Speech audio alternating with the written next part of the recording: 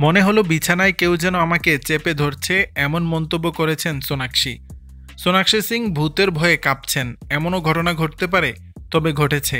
ভোর 4টার সময় আধো ঘুমে থাকা অভিনেত্রীর সঙ্গে ঘটে গিয়েছিল, যা শুনলে চমকে উঠতে বাধ্য। এই ঘটনার আগে সোনাক্ষী ভূতে ভয় পাওয়া দূরের কথা বিশ্বাস পর্যন্ত করতেন না, কিন্তু একটি রাত আমূল বদলে দিয়েছে তার জীবন। অভিনেত্রী শুটিং সেরে বাড়িতে ফিরছেন প্রচণ্ড ক্লান্ত, বালিশে মাথা ঠেকাতেই গাঢ় ঘুম আচ্ছন্ন। মাঝরাতে ভয়ানক অস্বস্তিতে ঘুম ভেঙে গিয়েছিল তার। আধো ঘুম আধো জাগরণে তিনি।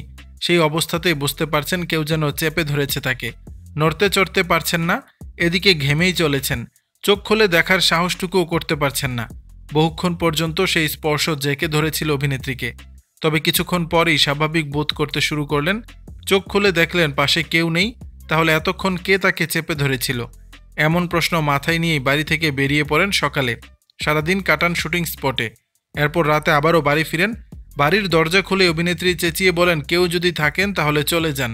দর্শক, বিষয়টি নিয়ে আপনাদের মতামত জানাবেন নিচের কমেন্ট বক্সে।